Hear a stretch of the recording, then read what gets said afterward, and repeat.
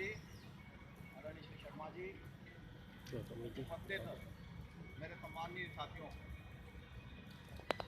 मेहनत की रोटी विषय पर जब हम चर्चा करते हैं तो इसमें अध्यात्म की चर्चा शामिल है, साम्यवाद की चर्चा शामिल है, समाजवाद की चर्चा शामिल है और पूंजीवाद की चर्चा शामिल है। और अगर यदि इस संपूर्ण चर्चा को हम सीमित समय में भी रखना चाहें तो कम से कम 40 या 60 मिनट की आवश्यकता होती है, लेकिन मुझे 10 मिनट में ही अपनी बात पूरी करना है क्योंकि बातचीत पर अपना कार्यक्रम होने वाला है।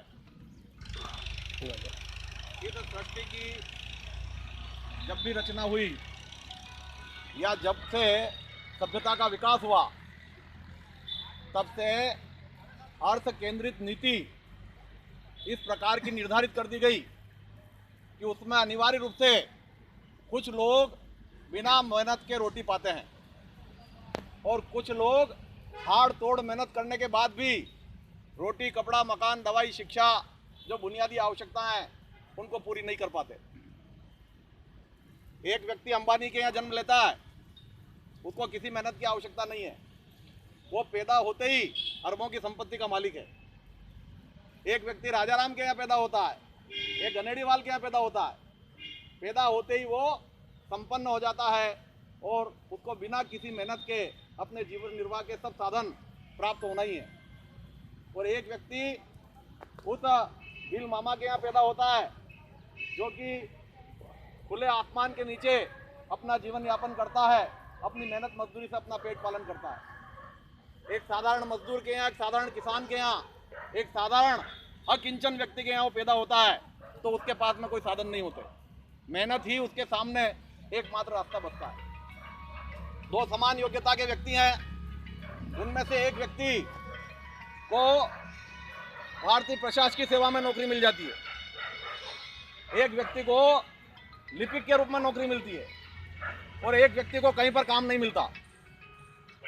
तो जिस व्यक्ति को भारतीय प्रशासकीय सेवा में काम मिल गया उसको धन भी मिलता है, सत्ता भी मिलती है, अधिकार भी मिलता है और जीवन के सारे साधन भी मिलते हैं। और एक व्यक्ति समान योग्यता का होते हुए भी अगर यदि वो शिक्षक बन गया उसकी परिलिप्तियां सीमित होगी और एक व्यक्ति को कोई काम नहीं मिला योग्यता होते हुए भी तो उसके सामने रोज की रोटी का संकट पैदा हो जाएगा। तात्पर्य यह है कि सभ्यता के विकास के साथ ये जो नियम बना दिए गए उन नियमों के कारण से इस दुनिया के अंदर विसंगति मौजूद है, विषमता मौजूद है और समान कार्य के लिए समान प्रतिफल मौजूद नहीं है। अगर यदि उत्तराधिकार का नियम इस दुनिया के कानूनों में नहीं हो तो एक व्यक्ति जो इस दुनिया से महाप्रयाण कर रहा है उसके महाप्रयाण करने के बाद उसकी संतानों को धन कैसे मिलेगा? इसलिए अगर यदि वास्तव में हम चाहते हैं कि मेहनत की रोटी से ही प्रत्येक प्राणी अपने जीवन का निर्वाह करे तो यह व्यवस्था समाप्त होनी चाहिए। लेकिन यह व्यवस्था मेरे यहाँ बोलने से या अपन लोगों के विचार करने से समाप्त नहीं होती। ये दुनिया में ऐसा अकाट्य नियम बना दिया गया कि इसको कब और कैसे और कौन चुनौती देगा किसी को पता नहीं है। मार्क्स ने जब साम्यवाद का प्रतिपादन किया तो उन्होंने कहा कि इस दुनिया के अंदर जितनी संपदा है वह सारी संपदा इस समाज की संपदा मानी जाए और जो व्यक्ति अपना जितना योगदान अपने परिश्रम से कर सकता है उतना योगदान करे और जितनी उसकी आवश्यकताएं हैं उस आवश्यकता के अनुसार वो वस्तुओं का उपयोग करे। लेकिन वह साम्यवाद की व्यवस्था केवल परिकल्पना में, विचार में मौजूद रही, साक्षात रूप से कहीं आ नहीं सकी। और जो कुछ देश इस व्यवस्था पर आगे बढ़ने के लिए बात करते थे उनकी व्यवस्था चरमरा गई, रूस के 12 टुकड़े हो गए और अन्य जो साम्यवादी देश हैं वहां भी हम देख रहे हैं कि वहां पर यह व्यवस्था नहीं चल सकी। समाजवाद की व्यवस्था में यह कहा गया कि प्रत्येक व्यक्ति को अवसर की समानता होनी चाहिए और जो व्यक्ति जितना योगदान करता है, जितनी उसकी योग्यता है, उसके अनुसार उसको अवसर प्राप्त हो। लेकिन यह समाजवाद की व्यवस्था भी केवल हमारे सैद्धांतिक मूल्यों में और संवैधानिक प्रावधानों में सीमित रह गया। व्यवहार रूप में कहीं पर भी इसको परिणित होते हुए हमने नहीं देखा है। और इस सब का कारण यह है कि जिस किसी ने इस व्यवस्था का विकास किया उसमें उनके निहित स्वार्थ थे, और इस कारण से उन्होंने इस व्यवस्था को इतनी मजबूत बना दिया कि इसको कोई भी क्षति पहुंचाने की स्थिति में नहीं है। ऐसी स्थिति में वर्तमान में जो भी स्थिति है, उस स्थिति में मेहनत की रोटी का क्या महत्व है उस पर ही हमें चर्चा करनी होगी। अगर यदि कोई व्यक्ति चोरी कर रहा है, कोई व्यक्ति डकैती कर रहा है, कोई व्यक्ति लूट कर रहा है, कोई व्यक्ति धोखाधड़ी कर रहा है, कोई व्यक्ति छल कपट कर रहा है, और कोई व्यक्ति किसी व्यक्ति की संपदा को येन केन प्रकार हड़प लेना चाहता है, तो इसका अर्थ यह है कि उसको मेहनत में विश्वास नहीं है, और इसलिए वो ये सारे उपाय करता है। अभी आप किसी नौजवान से पूछोगे अपने मिलने वाले से, भाई क्या काम करते हो? बोले मैं प्रॉपर्टी का काम करता हूँ। अरे भाई प्रॉपर्टी का काम क्या होता है? प्रॉपर्टी का काम करता मतलब वो कुछ भी नहीं करता वो एक जने से खरीदता है, दूसरे जने को बेचता है, मेहनत नहीं करना चाहता, और उसी में से जो है कुछ न कुछ परिलब्धि कर लेना चाहता है। तो ऐसा एक वर्ग पैदा हो गया है जो परिश्रम नहीं करना चाहता और बिना परिश्रम के कमा लेना चाहता है। आज आरक्षण की बहस चलती है, बेरोजगारी की बहस चलती है, स्पर्धा चल रही है। काहे के लिए हो रही है? वो इसलिए हो रही है कि उनको कि अगर सरकारी नौकरी मिल गई, चाहे बाबू की मिल जाए और चाहे अधिकारी की मिल जाए और कुछ मिल जाए, तो उसकी परिलब्धि इतनी है कि साधारण व्यक्ति को उतनी मेहनत में उतना पैसा नहीं मिल सकता, और ईमानदारी की परिलब्धियां ही बहुत अधिक है। और अगर यदि वो व्यक्ति अपना ईमान छोड़ करके बेईमानी पर, भ्रष्टाचार पर उतर आए, तो उसकी क्या परिलब्धियां होती है यहाँ पर हम सब जानते हैं। तो ऐसी स्थिति में इस व्यवस्था को चलते हुए भी किस तरह से आदमी ईमानदारी से अपना जीवन बिताए और किस तरह से मेहनत की रोटी खाए और अपने मन के अंदर सुख, शांति और समाधि का अनुभव करे, यह अध्यात्म का विषय हो जाता है। इसलिए हमारे वांग्मय में भी ये कहा गया है, तुलसीदास जी कह गए, सकल पदार्थ है जगमाई और करमहीन पावत नहीं। उसके सामने चुनौती खड़ी कर दी गई है कि तुम जितना पुरुषार्थ करोगे, जितनी मेहनत करोगे, उतनी तुमको परिलब्धि प्राप्त होगी। और ये भी कहा है कि जैसा खाओगे अन्न वैसा बनेगा मन। तो ये जो अन्न अगर यदि मेहनत का खाता है कोई व्यक्ति, तो उसके मन के अंदर पवित्रता रहती है और उसके मन के अंदर एक शांति का अनुभव होता है। और जो व्यक्ति ये न केन प्रकारेण किसी भी तरह से, जो मैंने कहा कि ये व्यवस्था मनुष्य की बनाई हुई है और इस व्यवस्था में ऐसी स्थितियां हैं, उनको वेद स्वरूप प्रदान कर दिया गया है, लेकिन उस वेद स्वरूप से परे आकर देखें।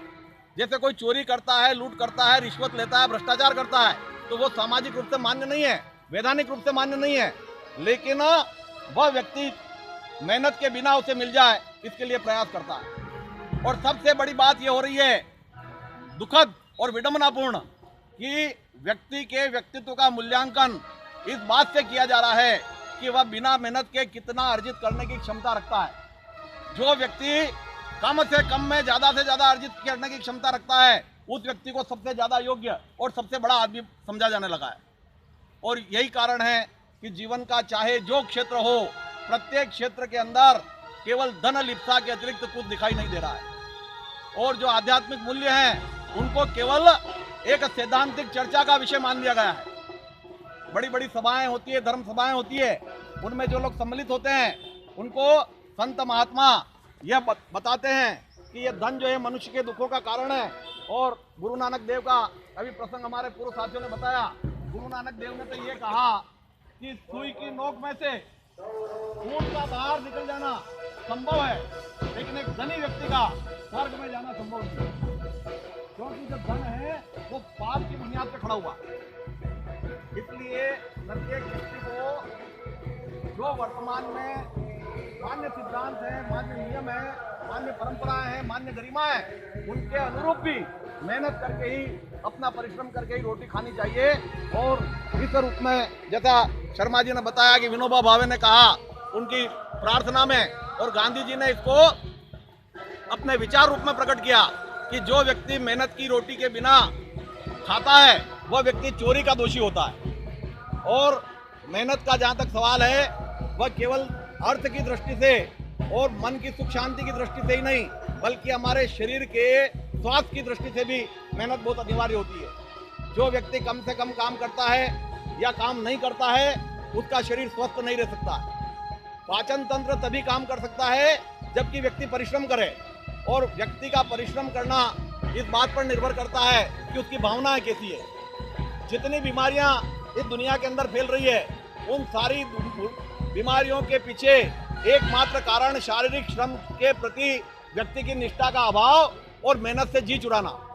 जो व्यक्ति परिश्रम करता है उसको खाया हुआ भोजन पच जाता है, और पच जाने के कारण से उस भोजन से उसके शरीर के अंदर जो ऊर्जा पैदा होती है उससे उसका स्वास्थ्य ठीक रहता है।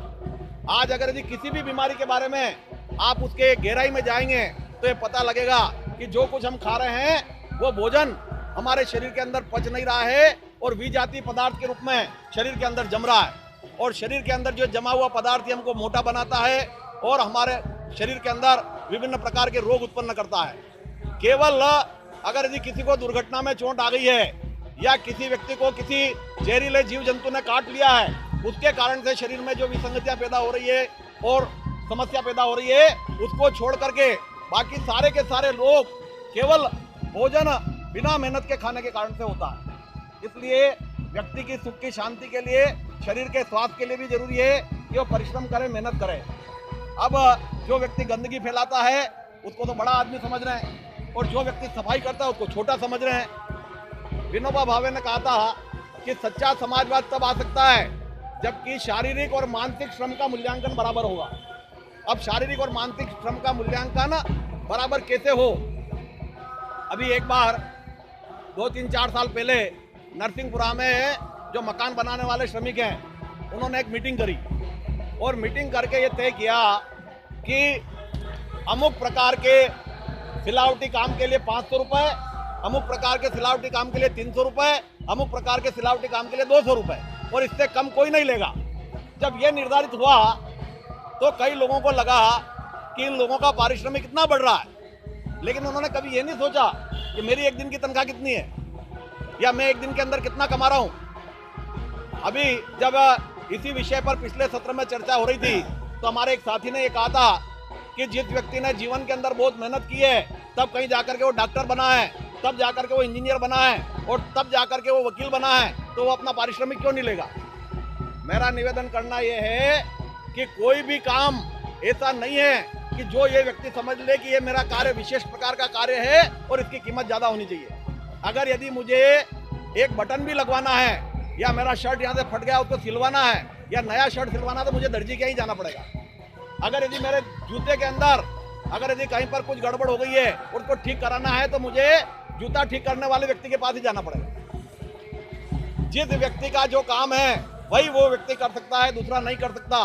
चाहे प्रशासनिक अधिकारी हो, चाहे कोई बड़ा व्यापारी हो, पूंजीपति हो, चाहे प्रबंधन के क्षेत्र में काम करने वाला व्यक्ति हो, वकील हो, डॉक्टर हो, अगर यदि उसको जो संबंधित मजदूर से काम कराना है उसके लिए उसको उसी के पास जाना पड़ेगा। तो जैसे आप चिकित्सा का कार्य वो नहीं कर सकता है और जैसे मुकदमा लड़ने का काम वो नहीं कर सकता है, वैसा जो व्यक्ति वो बैठा हुआ जूते गांठ रहा है या जो कपड़े सिल रहा है वो काम हम नहीं कर सकते। एक कार्य में वो माहिर है, एक काम में मैं माहिर हूँ, तो मेरे काम की कीमत तो ज़्यादा और उसके काम की कीमत कम, ऐसा क्यों? लेकिन यह परंपरा हमारे यहाँ पर चल पड़ी है।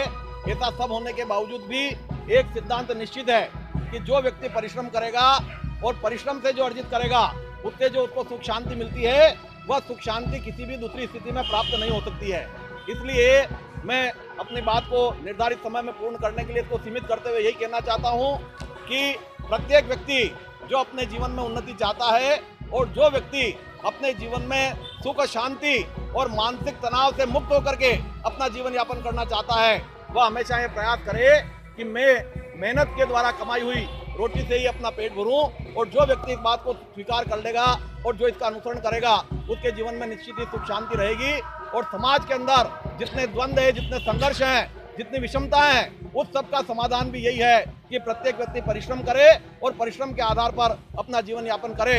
नई पीढ़ी में परिश्रम के प्रति रुचि पैदा हो, इसके लिए जरूरी है कि पुरानी पीढ़ी के लोग उदाहरण स्वरूप उनके सामने मेहनत करके बतावें ताकि वो लोग भी उस परिश्रम को काम कर सकें। अन्यथा आज की शिक्षा तो ऐसी हो गई है कि 10वीं पास हो गया लड़का और उसको आप कह दोगे ये गेहूं का डिब्बा लेकर जा, चक्की से पिसा ला, तो बोले मैं 10वीं पास हूँ, मैं क्या आटा पिसाने जाऊँगा क्या?